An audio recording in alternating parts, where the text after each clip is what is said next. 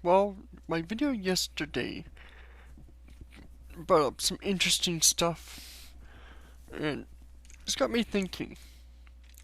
I want to ask my subscribers a few questions here.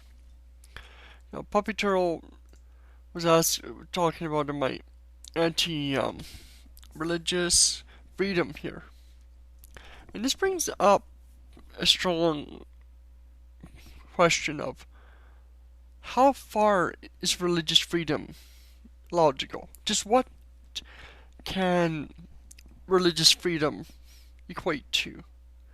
I mean, is it fair to exempt people or religions or religious peoples from laws that affect everyone else? Is that fair to everyone? I mean, can someone exempt themselves from a law on non-religious grounds? Like they don't want to, somebody who's racist doesn't want to, hold a interracial marriage, you know, or other things like that. Like, if it's just our bigots or racists, can. Because it seems to me that it's sort of creating two types of laws. The laws that, everybody has to follow, and the type of laws, well, you only have to follow if you agree with them. If you don't agree with them, well, you don't have to obey this law or follow this bill or whatever. And that seems kind of stupid to me, and it creates bad precedents.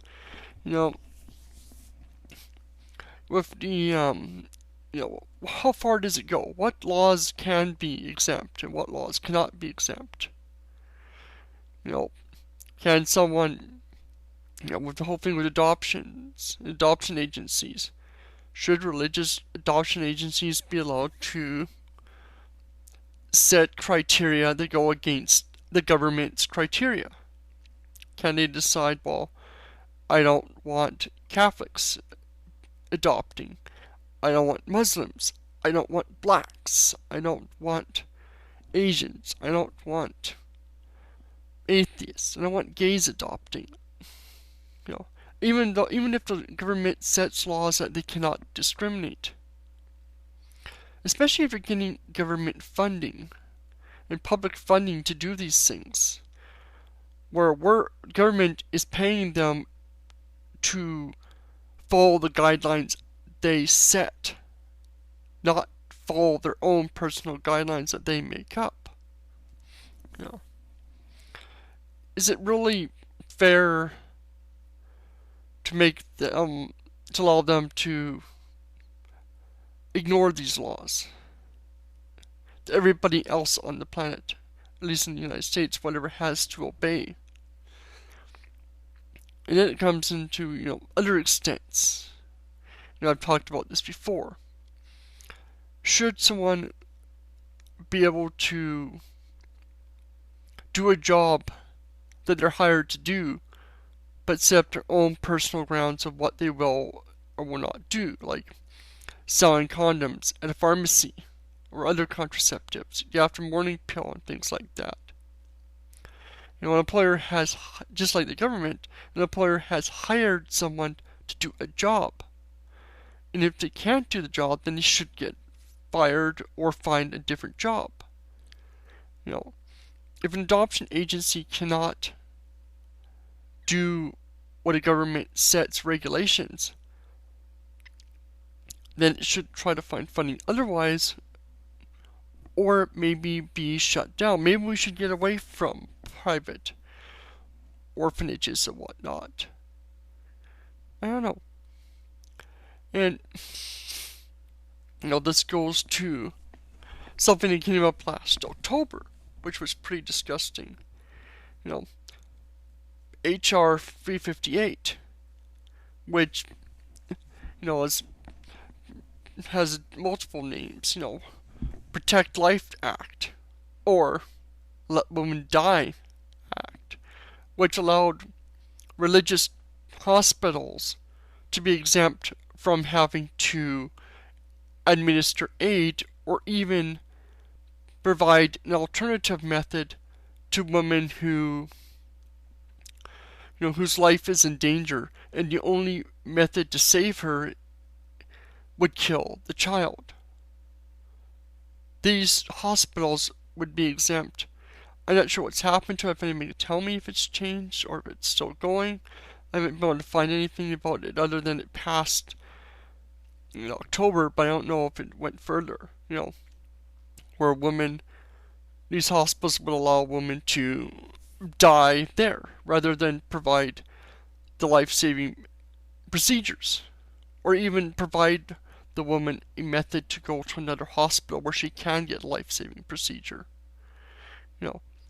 Does the religious beliefs of the people in the hospital, not even necessarily the doctors, but the people in the hospital, get to dictate should this woman die, even though there's no chance of her and the child surviving? The child's going to die no matter what. I'm not even talking about, where child may survive. I'm talking about where there's no chance of the child surviving.